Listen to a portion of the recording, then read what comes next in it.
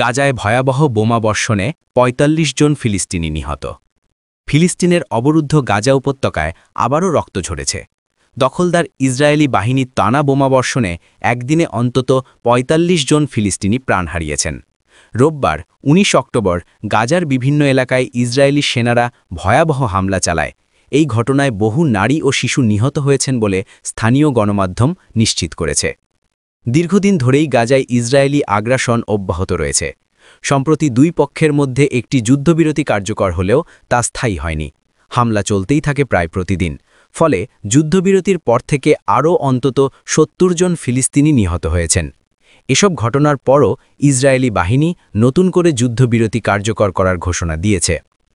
রাতের শেষ দিকে ইসরায়েলি প্রতিরক্ষা বাহিনী এক বিবৃতিতে জানায়, রাজনৈতিক পর্যায়ের নির্দেশনা অনুযায়ী এবং ধারাবাহিক হামলার পর প্রতিরক্ষা বাহিনী পুনরায় যুদ্ধবিরতি কার্যকর করছে, যা আগে হামাস ভঙ্গ করেছিল। তবে বিশ্লেষকরা মনে করছেন এটি স্থায়ী শান্তির ইঙ্গিত নয়, বরং সাময়িক মানবিক বিরতি মাত্র। অন্যদিকে ফিলিস্তিনি প্রতিরোধ সংগঠন হামাস জানায়, তারা রাফা এলাকায় সংঘর্ষের বিষয়ে অবগত নয়। তবুও ইসরায়েলি বাহিনী নির্বিচারে হামলা চালিয়েছে গাজার বিভিন্ন স্থানে, যেখানে সাধারণ মানুষ নিহত হয়েছেন। রোববার সকালে গাজার দক্ষিণাঞ্চলীয় শহর রাফায় সংঘর্ষে ২ ইসরায়েলি সেনা নিহত এবং ৩ জন গুরুতর আহত হন। পরে আরও ২ ইসরায়েলি সেনার মৃত্যু হয় বলে জানায় তাদের সামরিক বাহিনী। এর পাশাপাশি ইসরায়েল সরকার গাজায় ত্রাণ সরবরাহ বন্ধের ঘোষণা দেয়, যা আন্তর্জাতিক মহলে তীব্র প্রতিক্রিয়া সৃষ্টি করে।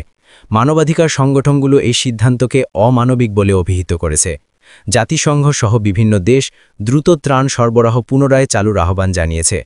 বর্তমানে গাজার মানবিক পরিস্থিতি অত্যন্ত ভয়াবহ। হাজার হাজার মানুষ খাদ্য, পানি ও চিকিৎসার সংকটে দিন কাটাচ্ছে। হাসপাতালগুলো ভরে গেছে আহতদের দিয়ে, অথচ ওষুধ ও বিদ্যুতের ঘাটতি ক্রমেই বাড়ছে। শিশুর কান্না, ধ্বংসস্তূপের আর্তনাদ আর ধোঁয়ার কুণ্ডলী এখন গাজার প্রতিদিনের চিত্র। বিশ্লেষকদের মতে, এই যুদ্ধবিরতি যদি সত্যি কার্যকর হয়, তাহলে কিছুটা স্বস্তি পেতে পারে সাধারণ ফিলিস্তিনিরা।